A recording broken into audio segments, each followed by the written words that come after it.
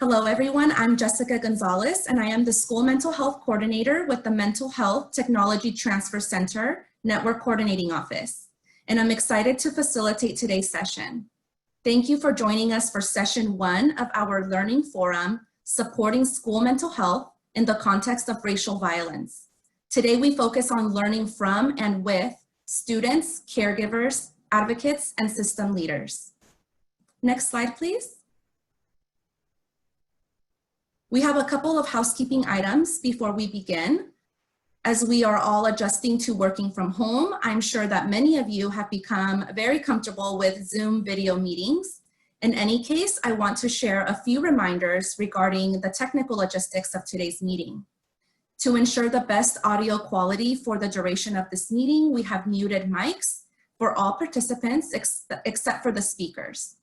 If you have audio or technical issues during the session, the chat box is open for you to communicate with our team so they may assist you. If you have a link to resources that you'd like to share with other attendees or questions for the presenters, please enter those in the question and answer pod. We have team members who are monitoring the Q&A pod, and they will ensure that the facilitators receive your questions. To open the Q&A pod, hover over the Zoom toolbar at the bottom of your window and click on the Q&A function. We have scheduled ample time for Q&A with our guests toward the end of the meeting, but please feel free to enter your question in that Q&A pod at any time. We have made every attempt to make today's presentation secure. If we need to end the presentation unexpectedly, we will follow up using your registration information.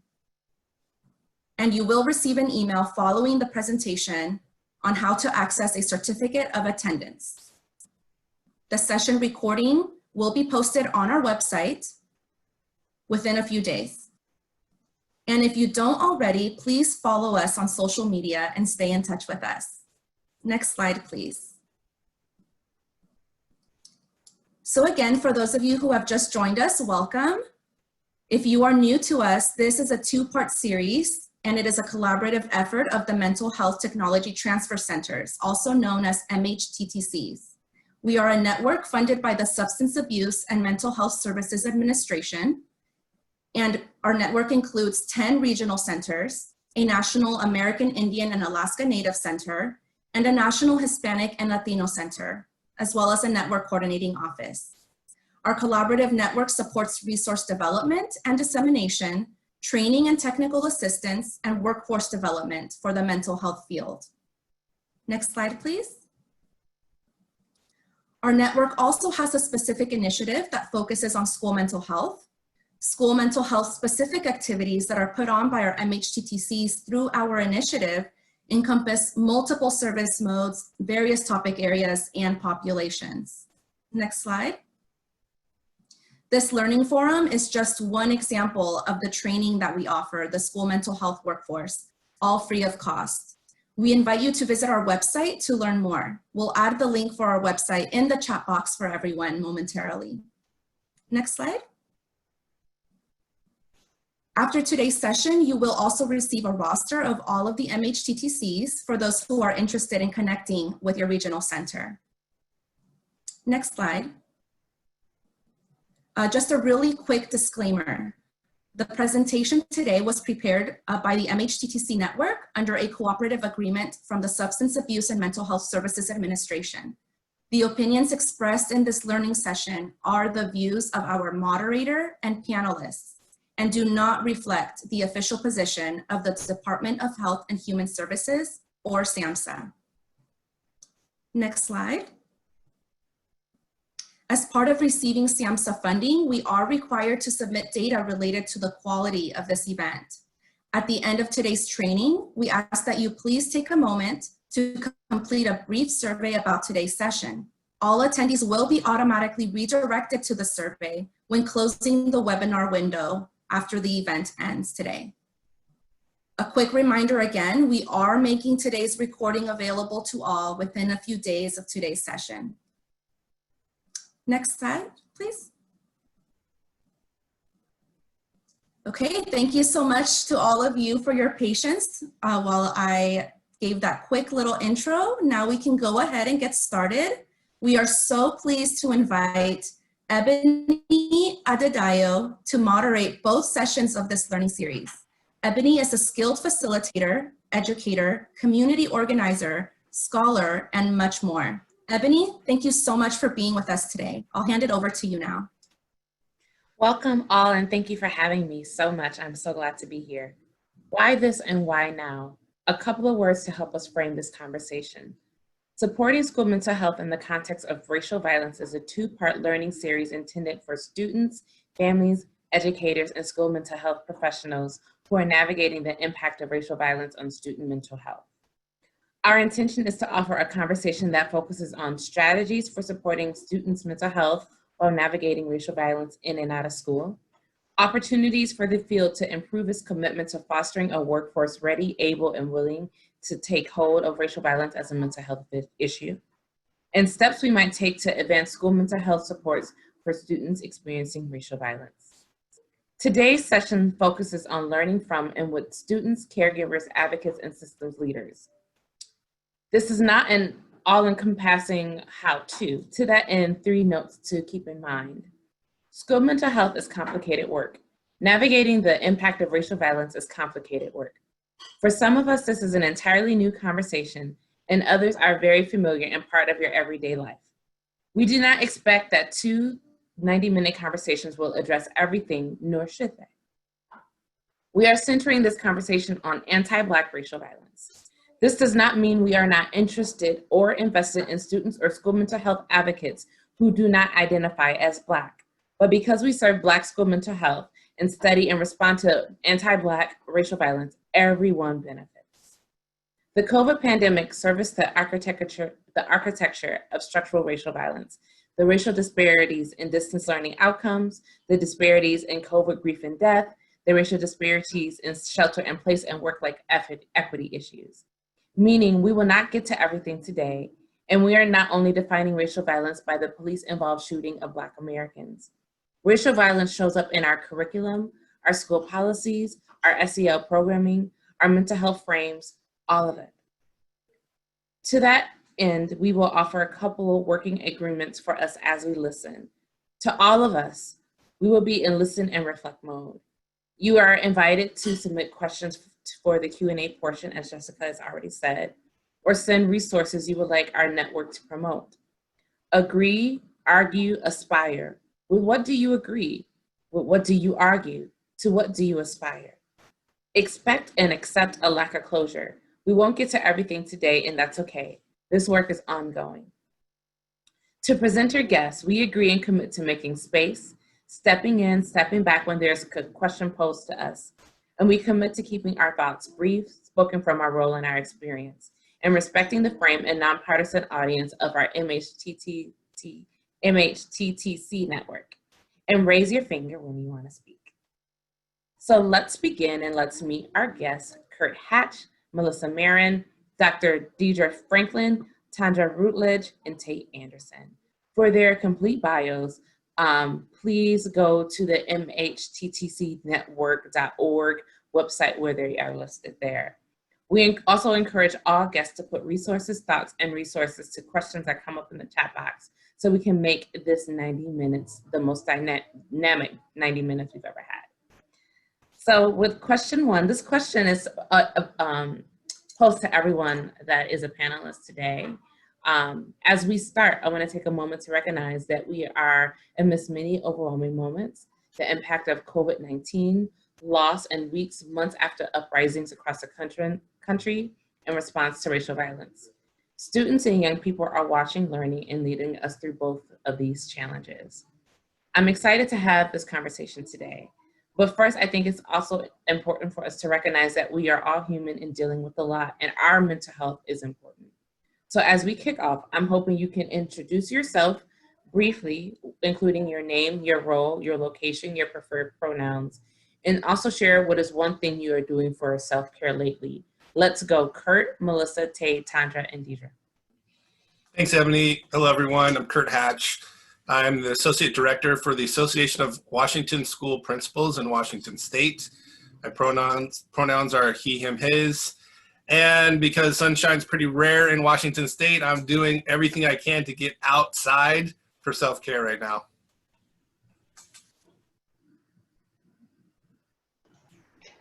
Good morning. Hello, it's good to see everybody. My name is Melissa Marin. My pronouns are she, her, and hers. I'm a restorative justice consultant, facilitator, practitioner, and longtime early childhood educator. What am I doing for self-care these days? I'm trying to sleep. I'm trying to get some good rest. Yeah. Hello, my name is Director Tay Anderson from the Denver School Board. My pronouns are he, him, his, and I, for self-care, have been trying to get sleep, or what I've been doing is trying to read different books that don't necessarily have to deal with politics or education, trying to get some out of that space at times.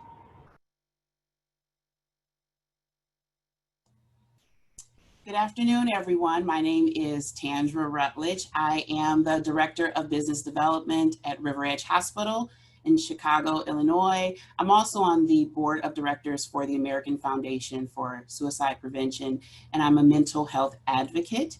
My pronouns are she, her, and hers. And self-care, like Melissa and Tay, I have been trying to be very intentional about rest. But I also have been doing deep breathing and mindfulness exercises just to stay in the present. And I've been dieting on news. So I've been setting boundaries with news.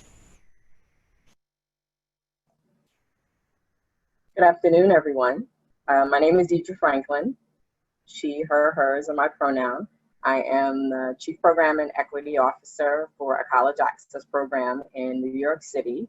And I really wish that I was getting sleep. I'm sort of on the other side of the spectrum, not getting any sleep. But what I am doing is spending quality time with my children, because otherwise we're sort of ships passing in the night if we were not in this COVID setting. So family's really important to me. So Uno, spades, all that good stuff. Thank you all. The second question is for Melissa and Deidre. Since the murder of George Floyd and many others, we've seen protests around the country and around the world actually in response to a problem that isn't new. As student advocates, Melissa, you in California, and Deidre, you in New York, what are you learning about the students and youth and how they are understanding this particular moment? Just started off with the easy one, huh? Yeah, let's just dive right in. Deidre, did you want to go? Sure, I'll go. 3 things to note. 1, they see, they hear, and they feel. And I say that because some people feel that young people aren't really picking up what's happening in certain instances. They take kids for granted, young kids, but we're talking from young kids to the young people that I work with, teenagers. They see, they hear, and they feel.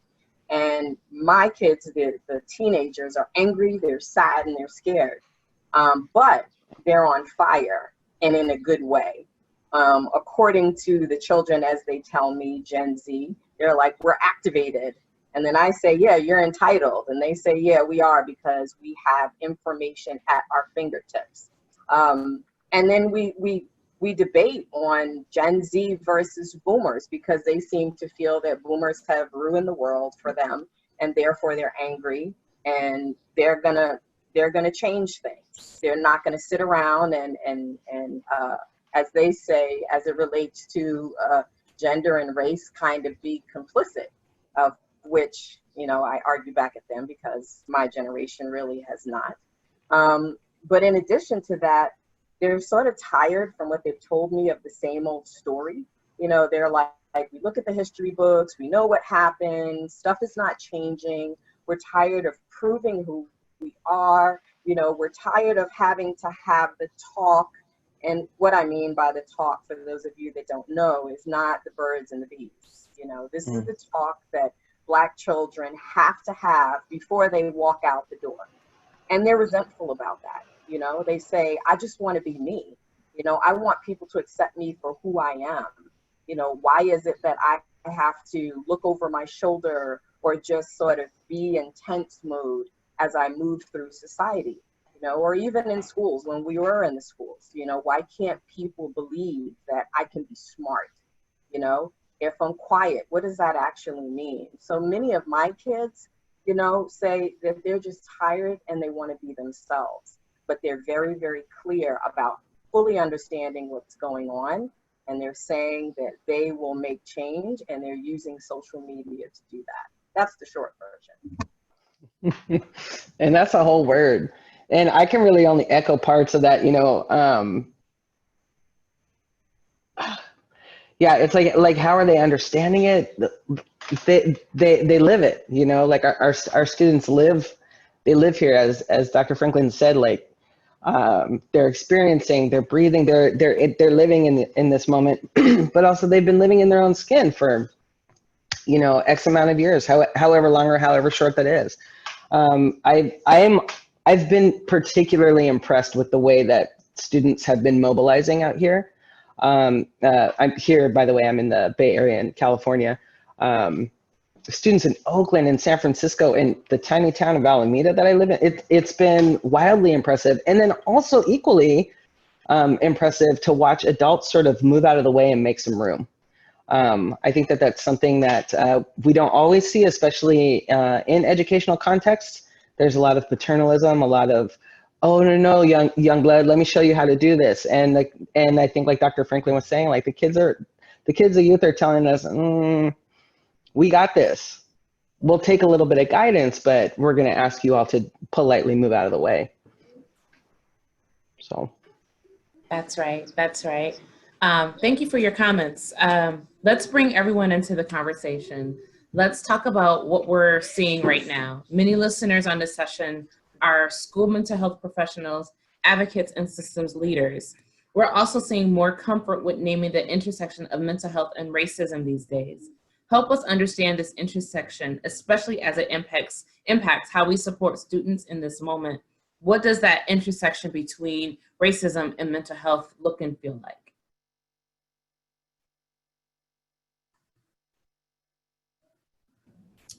I'll jump in here. I think just for me, the intersection looks like testifying on the intersection itself and making clear that there is an intersection between mental health and racism, and that racism takes a mental and physical toll. I think it looks and sounds like creating more spaces for people to give robust and three-dimensional testimony on how racism manifests for them and how racism manifests structurally and systemically. I also think it manifests, the intersection looks and sounds like being clear, at least personally, about why I'm offering testimony about my experience with racism, and not holding back to try to help white folks in my life, friends, family, colleagues, from feeling the heat and the emotion. Instead, you know, I don't want to bottle that up. I don't want to save them from the experience of going on a healing journey around racism. So I do need to talk about it, but I also want to be explicit that just talking about it itself takes a toll. And so just being clear about the intersection of mental health and racism as it manifests when people are talking about it, I think is really important. And then just one last point, I also want to make clear that when I testify, it's not because I'm wanting a hug or a high five or a fist bump. I'm not doing it for that. I'm doing it so other people can understand and then take action. So I'll jump in here. I think this is a very important topic for us to understand, and it's very complex. And like you said, Ebony, this isn't something that we can, you know, fully explore and answer in 90 minutes, but this is the beginning of a conversation. We have to understand the the complexities of racism, the historical, the generational, the interpersonal, the vicarious, all the different types of racism, and even microaggressions and unconscious bias. So when you're talking about the intersection between racism and mental health, it's understanding that racism is traumatizing. And it's understanding that just like other conditions, PTSD, anxiety, and depression, they can actually, trauma and racism can mimic those same symptoms. And so it's really understanding the full context of how trauma and racism impact mental health. Recently, I shared with folks, that racism is like a wound. It's a wound that never heals. And it's a wound that I have had all of my life. And in recent weeks, the Band-Aid of that wound was ripped off, right? Because people are now asking, and we're talking about this in the open, which I think is a good thing, Kurt, to your point about talking about it. But then what are we going to do about it? And how are we going to help students and families who have been living with the impact of racism and trauma for many years? And so there's a lot that we can do, but we need to acknowledge and recognize that racism and those experiences of racism that Black people have experienced for so many years does impact our mental health and well-being, and acknowledging that is so very important in this context. I'm gonna stop because I'll give other people. Oh, sorry, go ahead, Tay. I was just going to say there's not a lot to be added to this, but I will say that we also have to have white accomplices. I think that goes a further step than just an ally. An ally is somebody, in my opinion, that shows up with good intentions, but that's not down to do the work and get in the dirt with us as we're fighting for change in our communities. And Black people are not asking for any special privileges. We're simply asking, just treat us like a human. And those are things that I believe, especially as young people, we're out in the streets because we're tired of having to see names of our peers trending on Twitter. We're tired of seeing the memorials, and I've already made this joke to my mom. I said, don't ever put me in those wings, in those clouds whenever I die. I don't want that. We're tired of seeing those things on our friends. Like, we're just tired, and we have to, and that takes a toll on our mental health, especially as we're going on a day-to-day journey as being a Black person in America. It's never something that is, it's not easy. Waking up every single day. And as you may know, I'm talking a little slow today because I was just in an altercation with police brutality this week, and I hit my head so hard that I can't fully comprehend or talk at times. And I'm still here because I want to be a testimony of somebody who actually lived to tell a story and understanding what that means to walk in those shoes of somebody who's experienced these things in order to be able to change it. And so I just want us to be able to start looking towards our young people for some of those answers to some of the problems, because we are the generation that will eventually have to live through a lot of the policies and a lot of the different things that are happening here in 2020.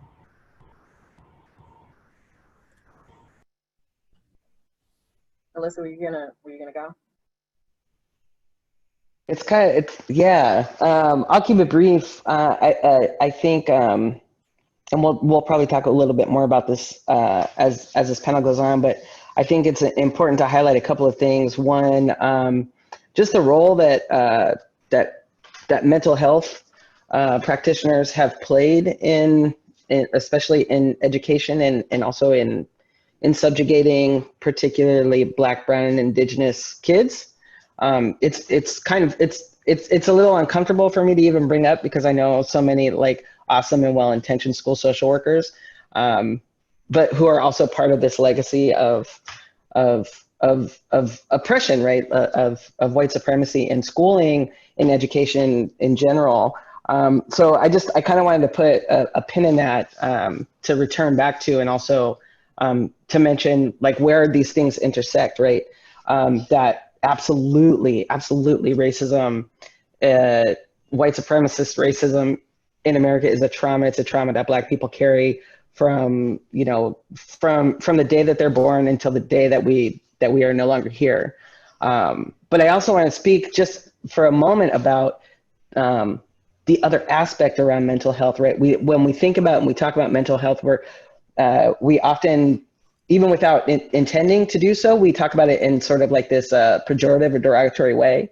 But there is a way, again, like speaking to the youth who have been taken to the streets and who have been organizing fiercely, in this way in which they're garnering their own empowerment, right? Which is also such an important piece to our own survival and to our mental health, right? And I want to lift those things up as we're also highlighting these the incredibly broad range of trauma that Black and Brown and Indigenous kids have experienced in this country and in educational and mental health settings since, you know, time immemorial. Yeah, first I want to say, Tay, just want to take a moment to recognize the fact that you have been through a traumatic event, and I'm so sorry you had to experience that. That's just the shrink in me. I'm sorry. But at the same time, I think it's important to understand that racism is a disease, and I think so many people don't understand that. It is a disease. It is impacting everyone's mental health. You know, folks feel like it's only a Black and Brown problem, but it is not. This society is just run with racism. You know, I have a joke. Trevor Noah says racism is like, what is it? Corn syrup. It's everywhere, right? And it's everyone's problem, and it's making everyone sick. But I think what happens is we as Black and Brown people are seriously suffering because we're impacted in a multitude of ways. You know, folks have talked about the historical and the systemic and the cultural and the microaggressions and all of these pieces, you know, that can create depression and anxiety. I've been looking at racism and mental health for a long time, studying it, and I contend it's a stressor. You know, years ago when I first started to look at this, there wasn't a lot of literature, interestingly enough, in conceptualizing racism as a stressor, because we all know that when you're stressed out, what happens? You have high blood pressure, your heart rate goes up, and so forth and so on. So it's stressful, but hold on to the fact that while many Black and Brown folks do have depression, anxiety, and all these sort of negative, you know, outcomes, there are so many of us historically and today that are thriving and surviving. And those are the pieces that I like to focus on. What are you doing and how are you doing to thrive and survive? Because many times those stories are not being told. You know, folks like to go the deficit route. That's what I was, you know, taught in graduate school. Everything is the deficit. I'm about asset. Show me what works for you and show me how you're thriving and surviving, because this racism thing is not going away anytime soon. Thank you. So we've talked about like the intersecting way that racism ends up showing up. We also framed our conversation understanding that racism isn't just police violence, but it's COVID and it's showing up in our curriculum and it's everywhere. I want to get a little bit more specific, and my question right now is to Kurt and Tay. What are some of the specific examples of policy change that seem possible in the midst of all of this? We've heard a lot about school police, for example, about dress codes. What are those policies and practices that need to change to ensure student mental health is anti-racist and trauma-informed? And when we say anti-racist, it's really centering Black people in the solutions. Let's start with Kurt as a school leader and Tay as a school board member. You two are working on school systems, leaders, and policies every day. What are your thoughts here? Yeah, thanks. It's my work around the state in Washington. I'm seeing policy changes in terms of just specific language, because the words matter, even though they might not guarantee action, but just changing words from just saying equity to changing it to anti-racism. Recognizing equity is different than racial literacy. So naming racial literacy as a thing moving even beyond anti-racism or to include anti-Black racism in policy and practice, and actively centering the desires of the community in terms of Black and Indigenous people of color.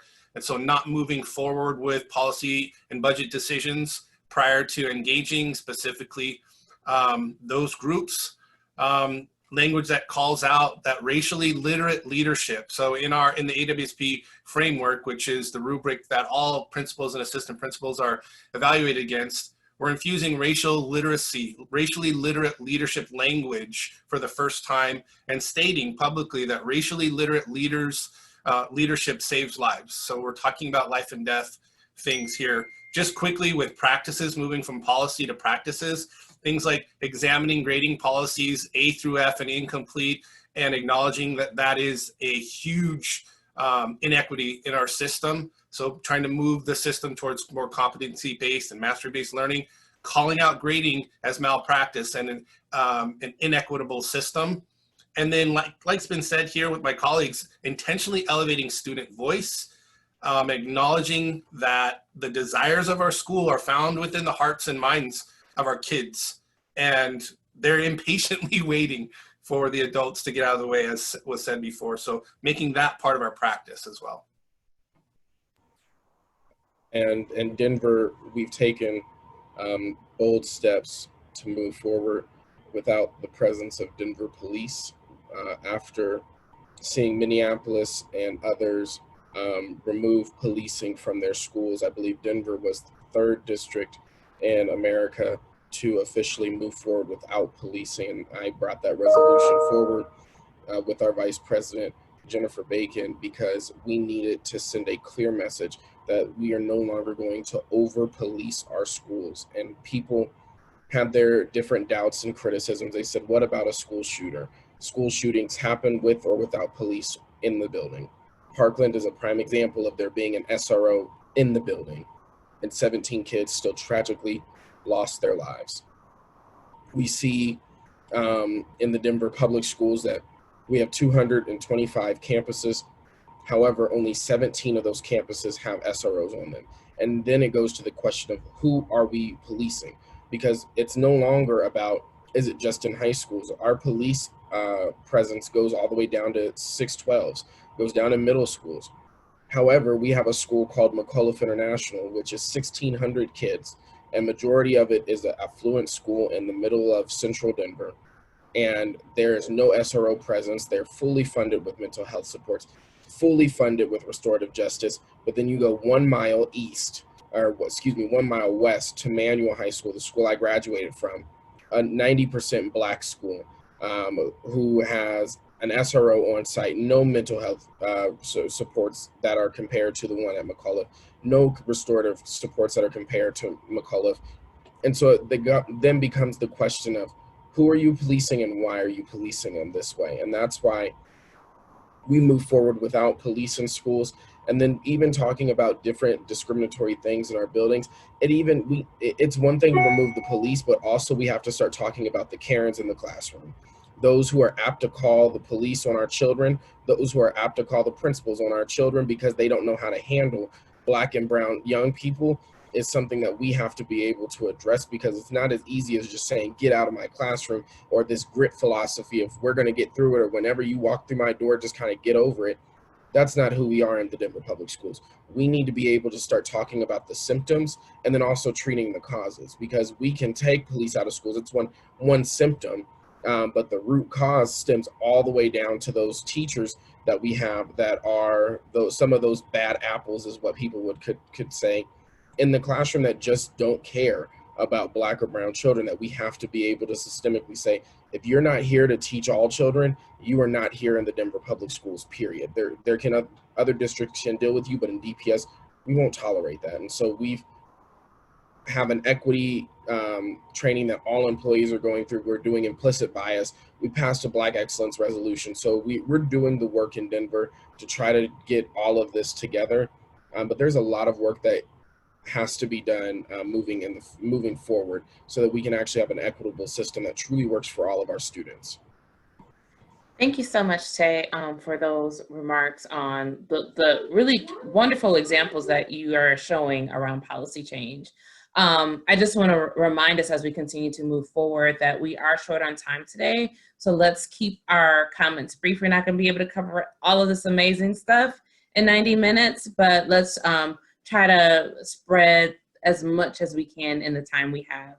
So every policy change, everything that we do to get the results that we need involves advocacy. So Tandra and Melissa, this question is for you. Both of you work extensively as advocates. A central part of advocacy is helping seemingly different people, communities, and stakeholders understand each other's language to bridge and build shared understanding. What kind of language is this moment calling us to stop using, start using, and why? And just a reminder on the time. So I guess I'll jump in here. I want to go back to something that Dr. Franklin said earlier. She said that our children are seeing, they're watching us, and they're hearing. And so that's where I want to start with my comments. And someone put in the chat that they hear from young people that it's hard to hear what you're saying to me when I'm watching what you do. And I think that that's important for us to understand. So it's hard to say specifically what language we should stop using and start using. It's complicated because I go back to what Dr. Franklin said and what the attendee said about our children seeing how they're being treated, right? I think of an example of my son, when he was in second grade, had a project, and his project was to do research on the person who the middle school was named after.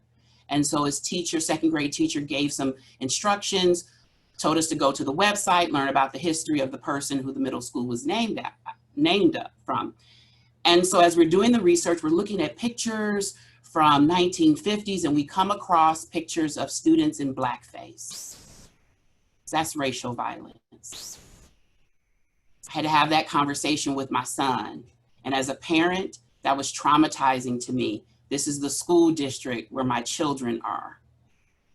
Another example of that is when we fail to call students, parents by their name, even when they've been corrected, right? So those are things that really we have to understand, and we have to change, and we have to fight against. You know, it's things like when my son was in first grade and his teacher said, well, he seems a little aggressive. And I said, well, what is he doing that's aggressive? And she says, well, the kids are outside playing football. And okay, first of all, the boys are playing football, first of all.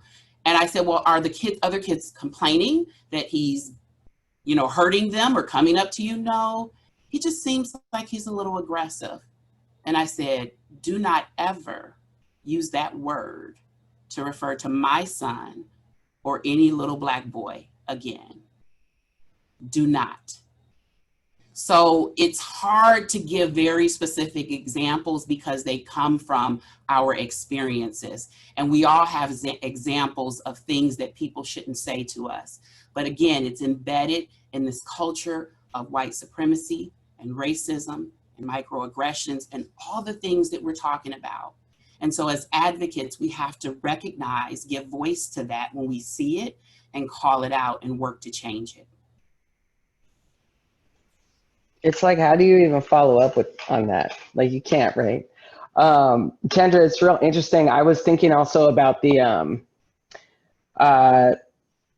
you know, just the tendency to refer to black children as aggressive.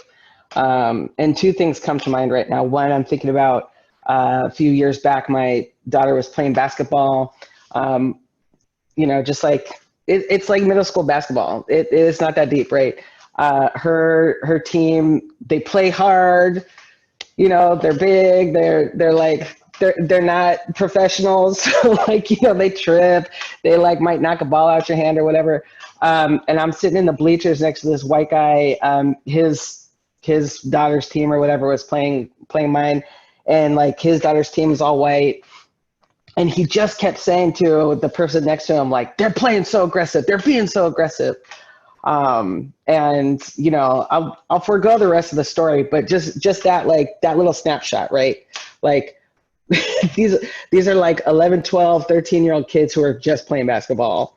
They're not, you know, anyway, so that's A. B, I want to continue to go back to that, because this does really, really connect to that question, Ebony, you asked around language, what to start and stop using. In the Q&A box, I saw somebody talking about, I can't remember it verbatim, but asking why does the movement right now seem to not be able to be peaceful? Why is it so aggressive, right? That was in the Q&A box here. And while I understand the intention of the question, I find it to be a little bit problematic, right? When we're, one thing that I encourage folks who are doing their reading and doing their research is to actually stop trying to co-opt language and just really pay attention for a moment, right? The aggression that we're seeing in the movement right now is tends to be directed at folks who are fighting for their freedom in their very lives. So I just, you know, I wanted to be really, I want to like really highlight that. I was talking the other day with some folks where we were discussing just, you know, how nonviolent protest is sort of viewed as this amazing thing that people do, as though violence isn't being committed against people who are nonviolent, right? And so I would encourage us, you know, I think that the moment, like our students, our families are telling us to maybe stop using language that was really fitting in the 1940s, 50s, and 60s, and really start listening to the language of the streets, the language of our students, of their families, of their caregivers. And I'll stop there. Thank you for those words. I'm just thinking through so many civil rights activists of old, you know, Martin Luther King, Stokely Carmichael, Angela Davis, and like what they had to say about violence and nonviolence. And you think about some of the photos that we saw of the civil rights movement, of the children marching and of the people marching and being, you know, sprayed with water hoses and dogs being sicked on them. Like, that's aggression. What's happening in Minneapolis, what's happening all around the world is aggression. Our students, our kids just playing basketball, trying to have a good time, or trying to protect their bodies. That's not aggression, that's self-defense. But it's threatening to our system. So thank you. Thank you guys, thank both of you for your words. Deidre, this question is for you. As Chief Program and Equity Officer of Oliver Scholars, you have years of experience working in community-based organizations, bridging counseling, college and career access, and identity work. How does racial violence move and inform your work? How does all that has surfaced this year help us to become more bold?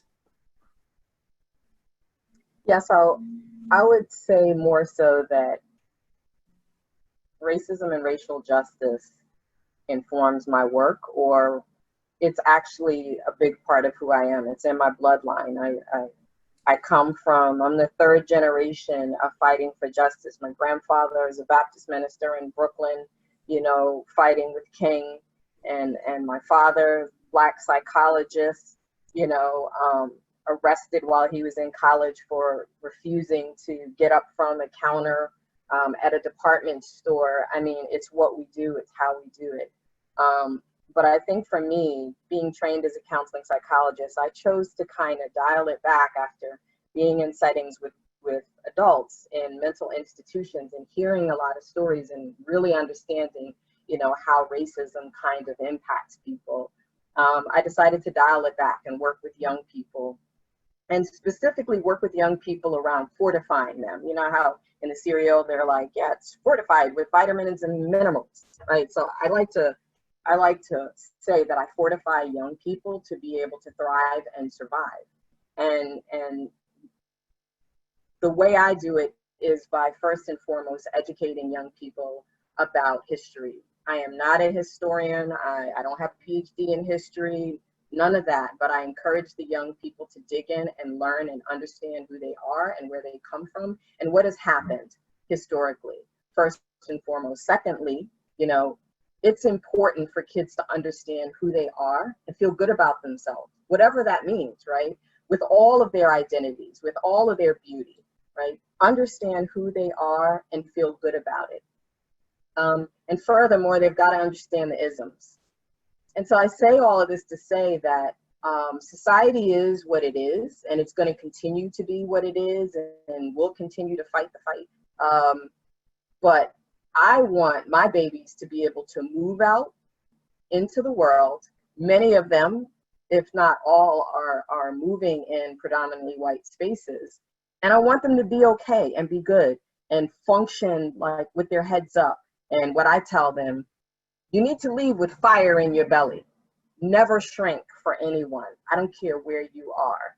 You know, keep your head up, keep moving, and keep that fire in your belly. So a lot of the work that I do is really sort of getting the young people strong and confident so that when stuff comes, I saw something coming up in the chat about microaggressions. As I tell them, there's nothing micro about it. It's an aggression. You're being aggressed, right? When those instances come, you know, it's sort of like that little schoolyard saying, what you say to me bounced off of me and back onto you. Like, it's not going to penetrate the soul, because that's what's happened for many people historically, you know, that it penetrates. And as someone said earlier, it's this sort of deep-seated wound. And I'm not trying to minimize that feeling, but my hope is that the young people that I work with, as well as the staff that I train to work with, right? Because I wanted to keep moving because I'm getting old and I hope to retire at some point, you know, that they can also, you know, do this work and just kind of survive and be strong emotionally.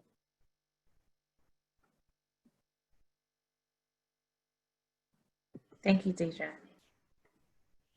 Tay and Melissa, this next question is for you.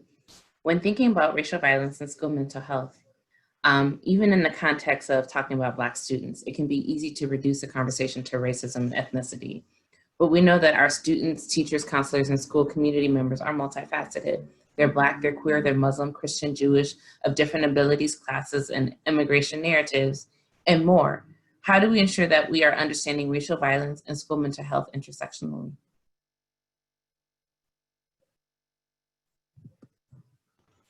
I keep forgetting I have to unmute. Me too.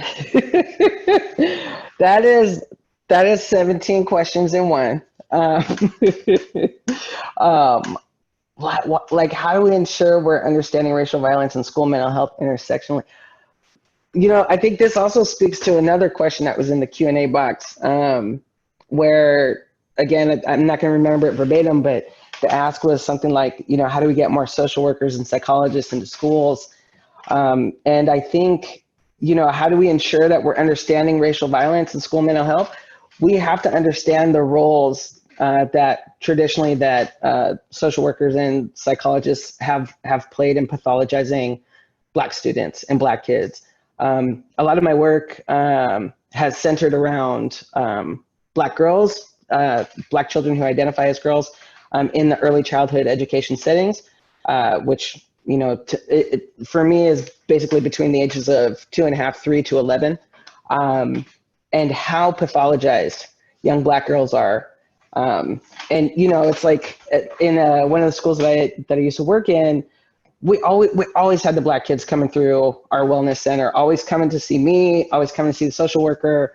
And my social worker was dope, by the way. And still, you know, it was this thing. It's like, how do we get this kid's services? How do we get this family all the things that they need? Those things were awesome and they were important.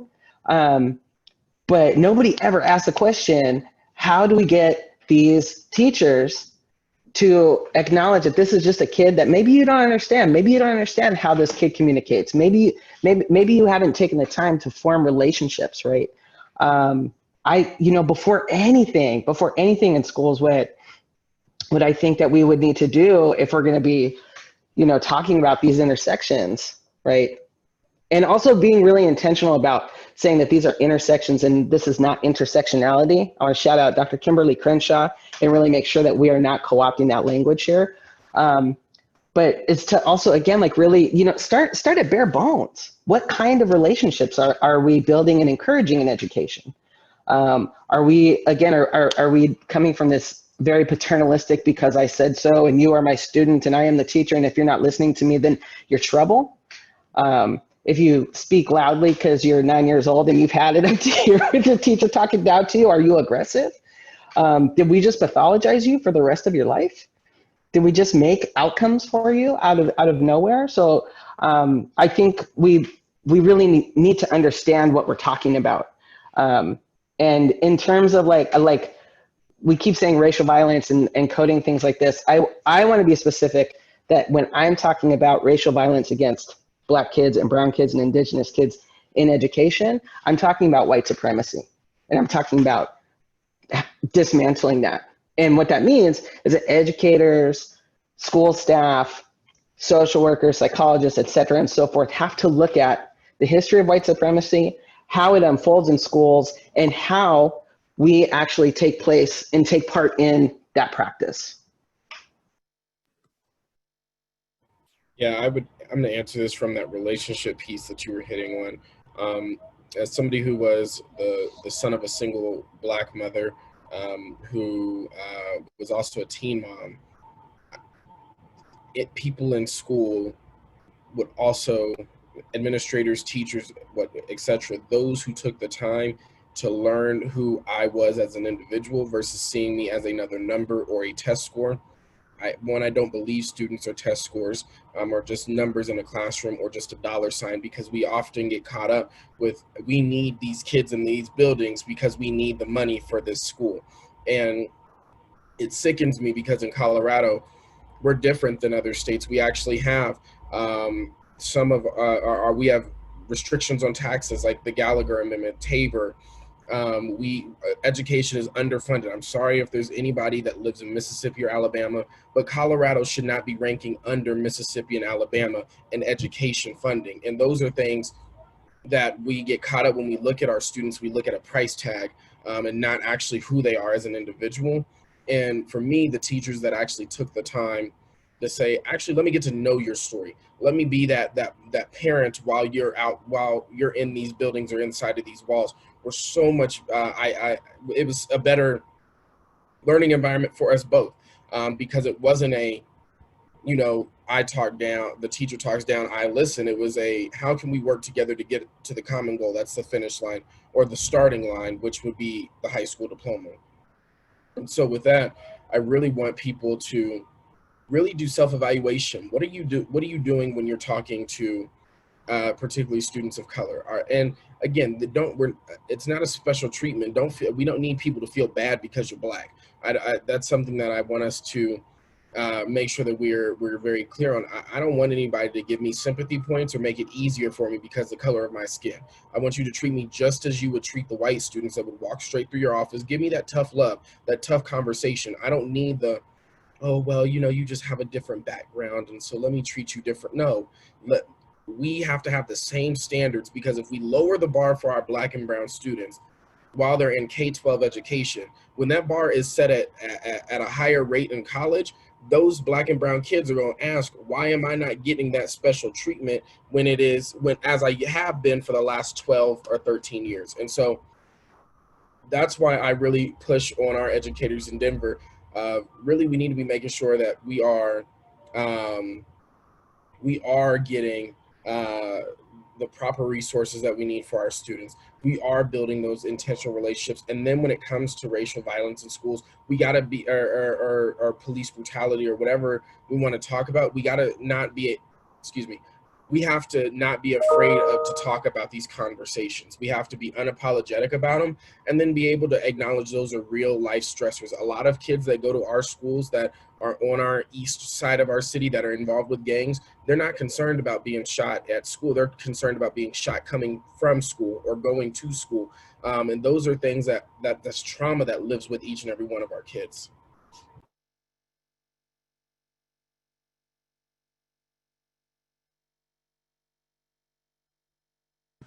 Thank you, Tay. Appreciate your remarks. So this question is for everyone. In the last couple of months, book clubs, webinars, learning opportunities have exploded. There are many people online today and who will listen later on, who are eager to not only listen, but to do something. So what resources and action steps would you suggest we consider in both growing their knowledge and in taking concrete steps and actions to further understand how racial violence is a school mental health issue and what to do about it? I'll start because I'm going to be real short because, as you all have already experienced, I can be long-winded and I'm looking at the time ticking. And I'll also say, like, if you don't want to speak, just to chat them in the chat box so people can get them later. So you don't have to speak on this turn. But yes, Dr. Deidre, all you. So I would say know thyself. And what that means is deeply understand what's happening for you and how you play into this disease. And I'm going to say it again, this disease called racism. Know and understand who you are and how you contribute to it. And I'm not just speaking to white folks. You know, we as folks of color, we contribute to it too. You know, there's a whole lot of stuff going on within that I won't get into, but know thyself. Secondly, know thy history. Third, listen to what's not being said. Fourth, don't ask your Black friend to educate you. We have something called the internet. There's tons of resources out there. So I really encourage folks on this call to get in, dig in, do their research, understand what your contribution is to this disease called racism, and check out history. There's a lot of stuff there that is actually pretty interesting and informative. Just be careful because there are pieces out there, you know, that will try to trip you up and send you in a whole nother direction, as I like to tell my children. So make sure you're reading with a critical eye and not being a blind follower.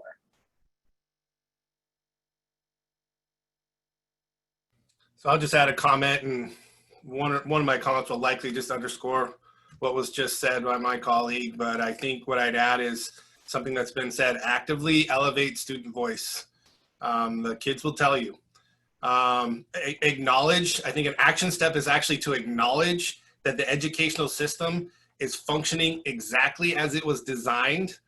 The data that we continue to see iterated out year after year, showing some groups being privileged, often on the backs of other groups that are not being privileged, that are being disadvantaged.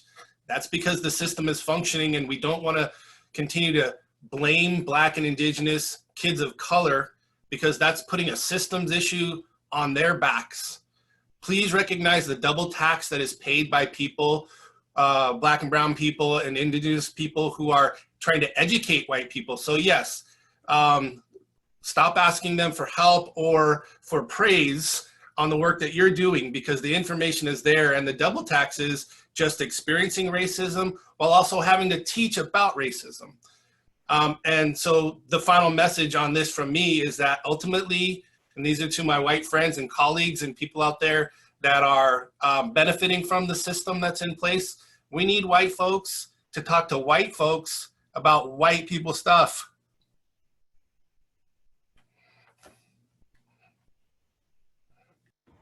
I'll just add and say that it's not our place to educate you on how to not be racist.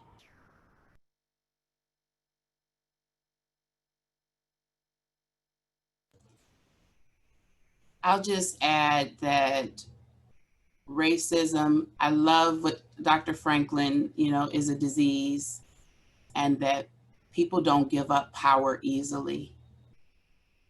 And so that's what this is about as well.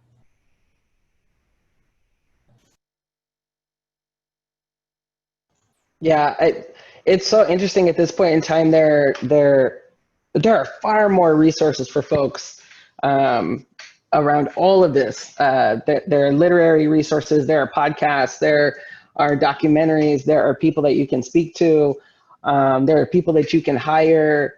I mean, you know, coming up as a youngster in the 90s, like there wasn't none of this. Like y'all have you have a lot at your fingertips. And especially, you know, if you're professional educators, that means that you have at least 1, 2, 3 letters after your name. You know how to do some research. So we're going to really encourage you. We're going to keep pushing that line. of research. And if you learn differently, I guarantee you there are modalities that can speak to your learning, to the ways that you learn. Is it okay, Ebony, if I loop back just like 30 seconds to address something that was said earlier, or no? Yeah, yeah. All right. You got 30 seconds. I'm gonna go. So this is not a call out or a call in. I just I wanna say for myself that I believe 100% in affirmative action. I feel like it doesn't go far enough, and I feel like Black students, Brown students, and Indigenous students do actually deserve more than they get in schools, and that giving us the things that we deserve is not actually giving us. It's not setting the bar any lower. It is in fact it's elevating the bar for us so that we can get to where we need to go. That was just kind of on my mind.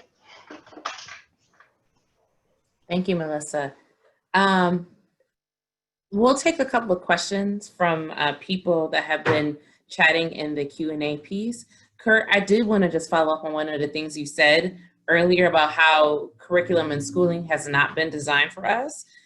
So this question, and with that in mind, and I'm doing curriculum and instruction studies in school, and so like I totally agree with what you're saying there, and some of the research around that has just been devastating and astounding.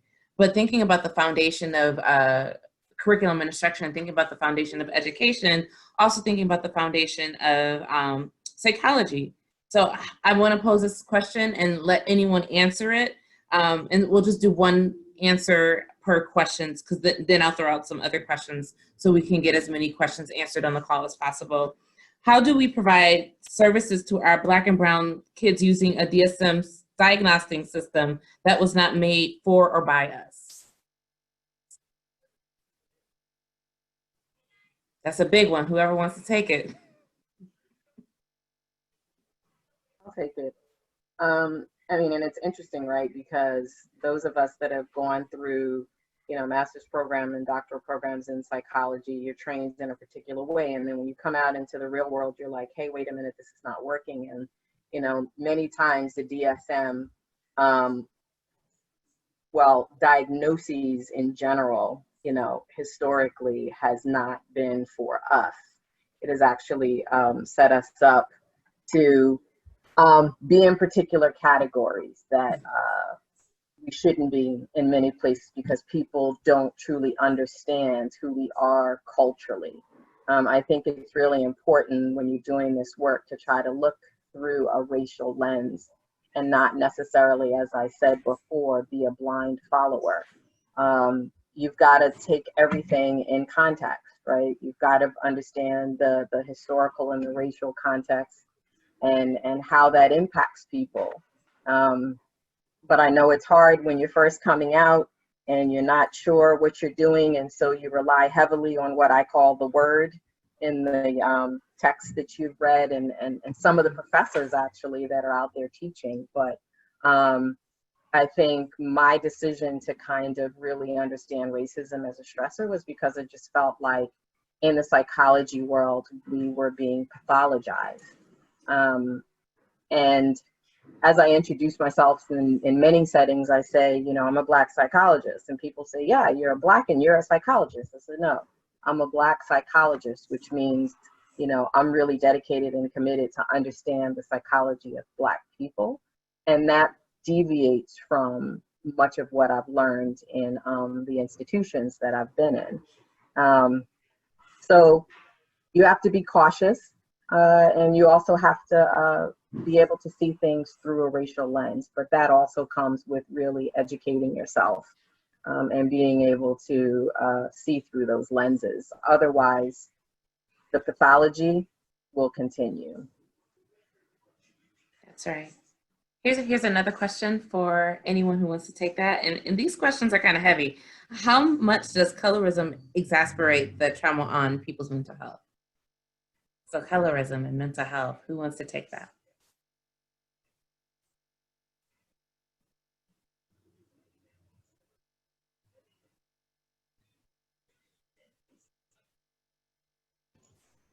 I feel like it's maybe not quite fair or right for me to attempt to answer this question. I'll just say, as a lighter skinned Black person, that there are definitely probably things that I haven't even seen, opportunities that I've been able to grasp onto that maybe haven't been offered to my darker skinned colleagues.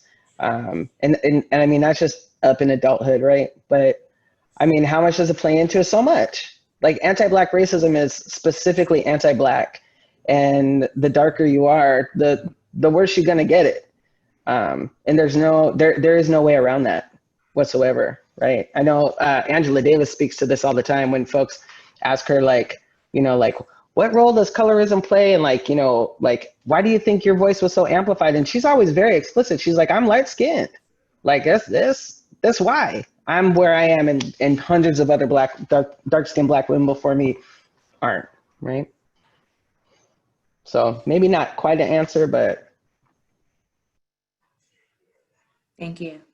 And I know there's so much more that we can say with that, but I want to get to some of these other questions. Here's a question from a 46-year-old young African-American woman. Says, I have reached a point of mental fatigue being the change agent as a school psychologist in public schools for 20 years. Being a change agent often gets you labeled as an angry Black woman, difficult or inflexible. How do you keep inspired? And I just say, it's okay to be an angry Black woman. I'm like that all the time. Anybody else want to chime in on with that one? Is there so much? I so agree with Dr. Franklin. And I think that having mentors, having people, having your village, honestly, to support you, to process, there's a reason why we're angry, and we got a right to be angry. Yes. And it's okay. I think acknowledging, just what Dr. Franklin said, I'm angry, right? And that's okay. That validates our experience, and we shouldn't be afraid or ashamed to be angry, right? And so I think that one of the ways that we can stay inspired as a change agent is to have a village of support where you can process it and take care of yourself, and not let it form roots of bitterness inside of you and get you discouraged. Because there's so many of us, you see just, a handful of us on this, in this conversation, but there's so many of us doing this work, and so many of us that are doing it for the right reasons. And so there's a village of support that you have. So connect with any of us here if you need some support. Awesome. So we're going to steer it back to mental health. What are a couple words of advice you have for strength-based approaches in our schools?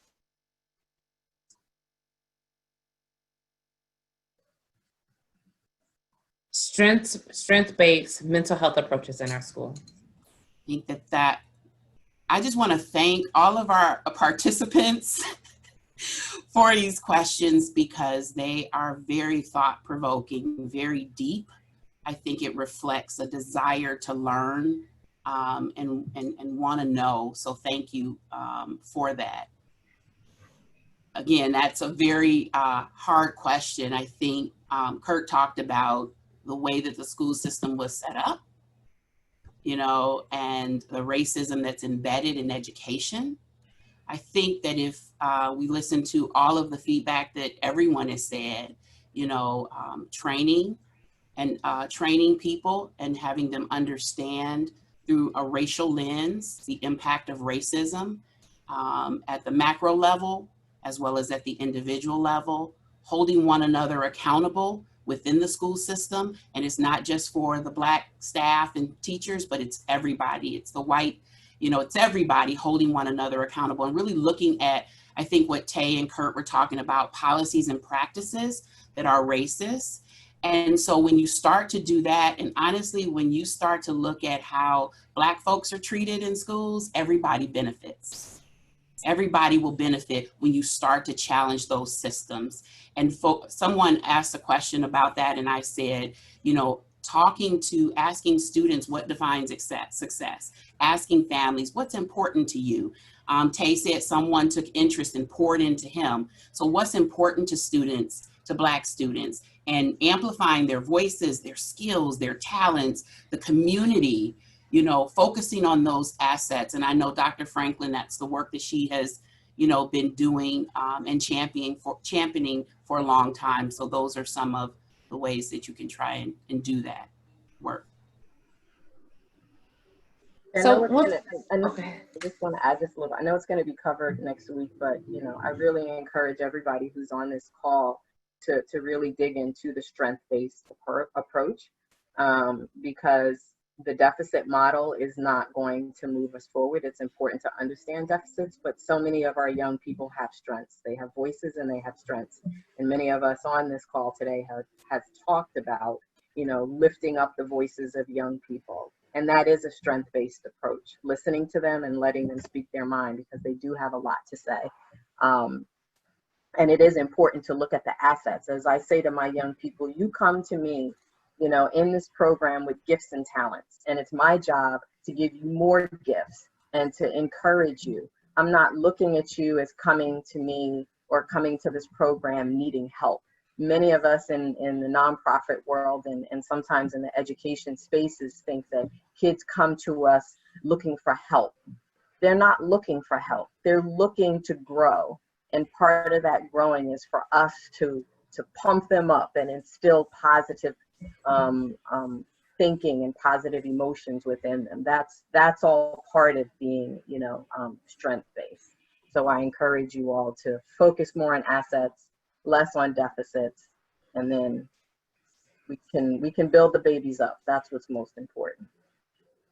And I'll just add, I think there's some real added danger of using a deficit model, because I think it tempts us cognitively to slip into a savior mentality.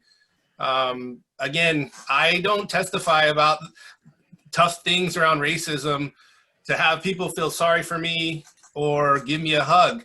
I'm testifying because I want them to do something. So when you hear kids and students maybe talk about their experiences around racism, one, just believe them. And then two, know that they're trying to help you as an adult, or us as adults, help ourselves change the system that is causing the problems for the students. So Kurt, I'm glad you just spoke up, because I have a question for you directly from one of the participants. As a school leader, what do you need from school mental health professionals to continue to do and to do differently?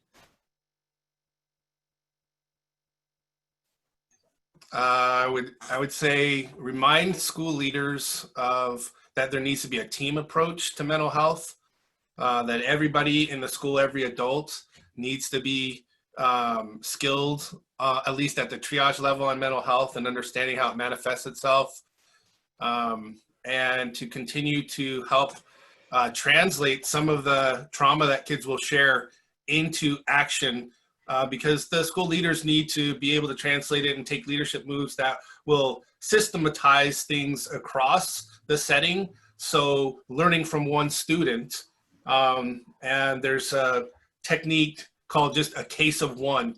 So understanding a student's experience and not having to pull all this other survey data together and make these adult level decisions on how to systematize mental health practices, but listen to a student and then involve other students and how, and the mental health professionals that can help systematize things across the board.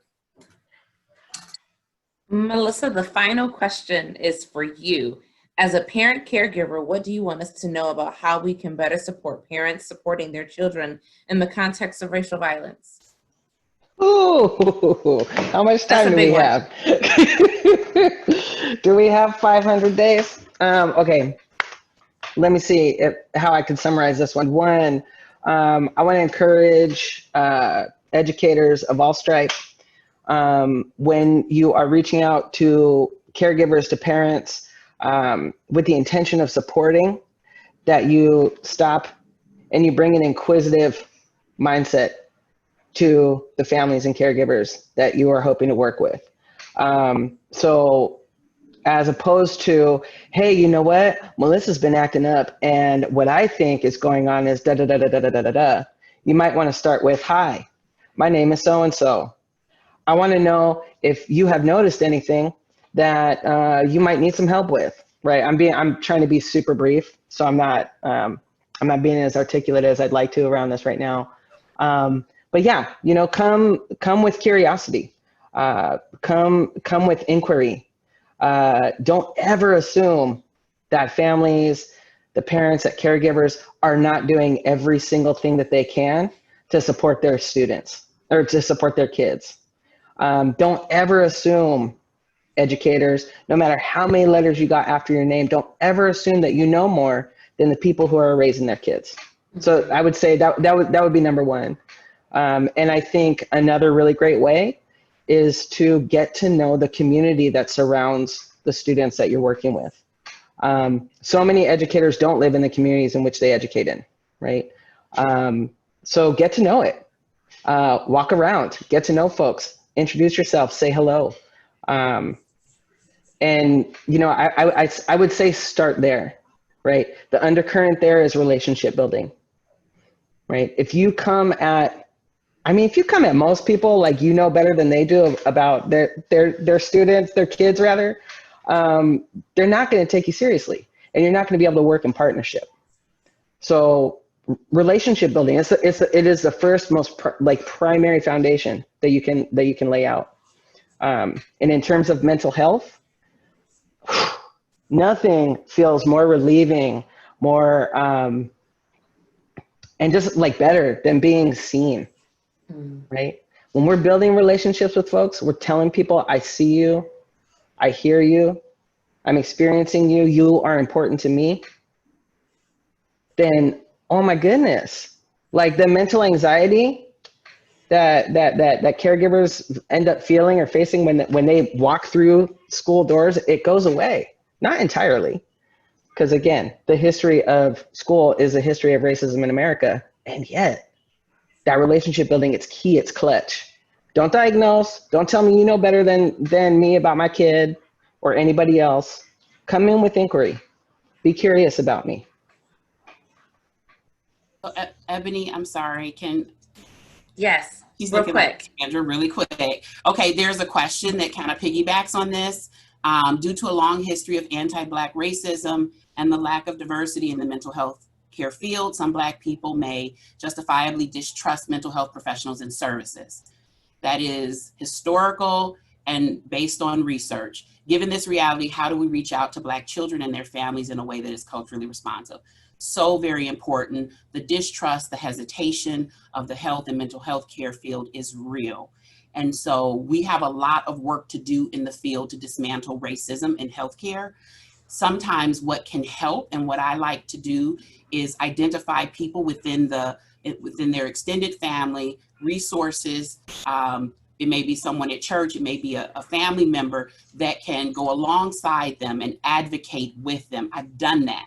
You know, for family and children who are really in crisis and struggling, I've been that person and that voice for them to go to that appointment and make sure that they are received with the love and support that they need, and navigate that system for them because they're not in a position at the time to do so. So I would encourage those who know people who are in need of that kind of support to be that voice and advocate with and for them if that's what they desire, because relationship is so very important. Thank you. Thank you, Tandra. This session has been rich. The participants, the questions have been so dynamic. The panelists, your presence has been really wonderful. Let's close with this question.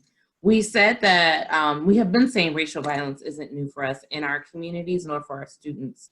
What must we make sure we don't do in this moment in which we as leaders who bridge anti-racism work, mental health issues, and the role of students? What must we do in that role? And what are you hopeful the most about in this moment?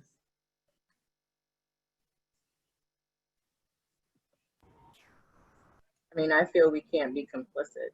I've talked with colleagues about this since I've been around for some time. all of the attention, all of the what I call the Black Lives Matter attention is great, right? You've got corporations opening up their wallets, trying to hire DEI people and all of this stuff. As I tell my kids, we're vibing now, we're trending, right? But while I'm hopeful, you know, that folks are beginning to look and see what's going on, I still think that we just have to stay in the trenches and keep moving on. Don't assume that just because, you know, you're seeing more Black people on the screen and Black folks being nominated for Emmys, sorry, I'm seeing more commercials with Black folks. I mean, this is how I'm constantly analyzing stuff, right? Don't get complicit. Like, keep it pushing, keep it moving, keep doing what you're doing to bring awareness to white supremacy, to bring awareness to, you know, learning how to be an anti-racist. And yeah, that's sort of, you know, what kind of, you know, resonates with me. Do not be complicit with all of the attention we're getting right now. I would just add to that and say, care for Black people when we are alive as much as you do when we are dead. It shouldn't take one of us to die for you to say Black Lives Matter. You should know that Black Lives Matter when we are breathing and sitting in front of you. You should know Black Lives Matter when there is a Black business and you walk past it because you think, oh, that's too expensive or that's too pricey. You need to be able to go in there and spend your dollars at Black-owned businesses. Make sure that you're supporting Black children by making sure you're uplifting them and not saying, I'm going to leave this to the side or I'm not really going to help you the way I would a different student. You need to make sure that Black Lives Matter is just more than a hashtag on Twitter that you can trend for, more than just a photo op. I'm tired of those who use movements like Black Lives Matter to take a nice selfie to say, look, I support the cause. Even people, it doesn't matter what party you are. I've seen both parties with a D, R, and the I utilize this as a moment and not a movement. We shouldn't have to be having these conversations after 2020. Do Black Lives Matter? We've been saying this for the past 400 years. Remember, we didn't come over here by choice. We came over here by force. And so we have to be able to be in a culture where we understand those who have upheld white supremacy should not be honored in 2020. And that's why we are doing the work in Denver Public Schools to rename a few of our high schools, to tear down emblems of white supremacy within our community, because they could be labeled a founding father for the 1796 revolution. However, they still kept people that looked like us in bondage. And now we have to look forward of who are our new founding fathers. And I think it goes to Barack Obama's point yesterday at the Honorable John Lewis's funeral, that John Lewis is now one of the new founding fathers for this new America that we now live in. Thanks for that, Tay. You're making me think about a number of things.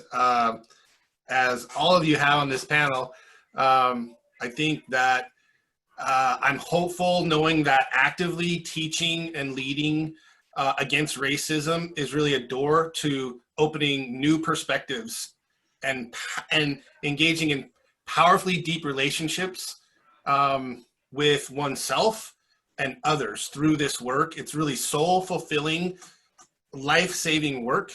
And if you're not doing it, then you're not getting the benefit of those feelings of satisfaction. And thinking about hope, I was listening to an interview with Reverend Dr. Cornel West not too long ago, and somebody asked him a similar question. And he said that we have to be more than hopeful, because hope is abstract and it can be quite passive.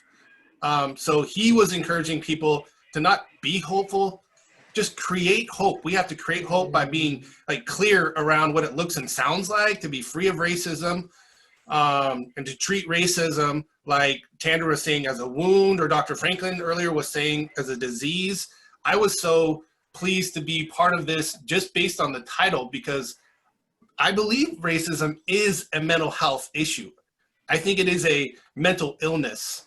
And so we can I think just and it's, it's mental illness in our culture. So we have to deal with the cultural issues, like like Taya was talking about, our symbols, our traditions and values throughout our culture, that whole tapestry, paying attention to our history and realizing that this is the only country that was founded on 2 genocides, and that racism like poisoned the inkwell that was being used to dip the quill and write the Constitution. It's embedded, and we have to make sure that we shift our culture accordingly so it centers and honors the desires and needs of Black and Indigenous people of color. Final thought, race-conscious equity leadership, it saves lives, and complacency does the opposite. There's no middle ground on it.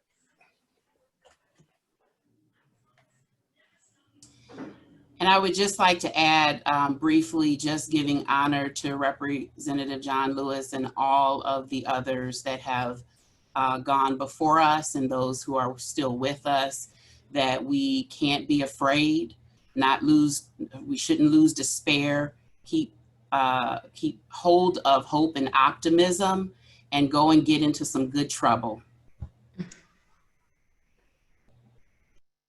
Thank you. Yeah.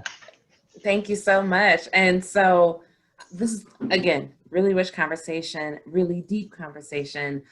What I would like to do right before we close is just to lead us in a brief breathing exercise, and then we will talk a little bit about what's in store for us for next week. And so if you are comfortable to either keep your eyes open or you can keep them closed, we're gonna come to a comfortable seat. We're gonna put our feet firmly on the floor. We can have our hands in our laps or to our side. And we're gonna just breathe for a few moments as we close out this session. And on the count of 3, we'll take a deep breath in and we'll exhale. And we'll just do that for a couple of times, and then we'll close it out.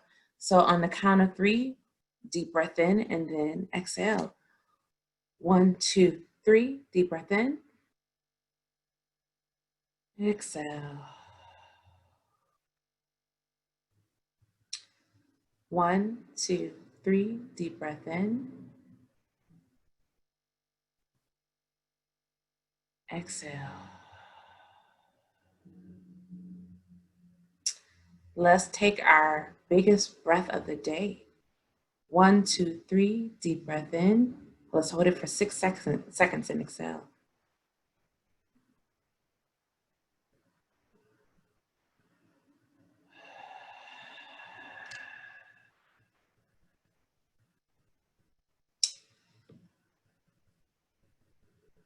So that concludes our time today. Thank you, Kurt, Melissa, Deidre, Tandra, and Tay, and to all of you who have joined us today. We encourage you to join us for next week's for session 2, learning from and with the school mental health workforce, including school counselors, psychologists, and teacher educators. The date for this is Friday, August 7th, which will be 10 to 11:30 a.m. Pacific time, 12 to 1:30 p.m. Central Standard Time, and 1 to 2:30 p.m. Eastern Time. And you can register on the network's website. So thank you all for your time once again, and have a good rest of your day. God bless.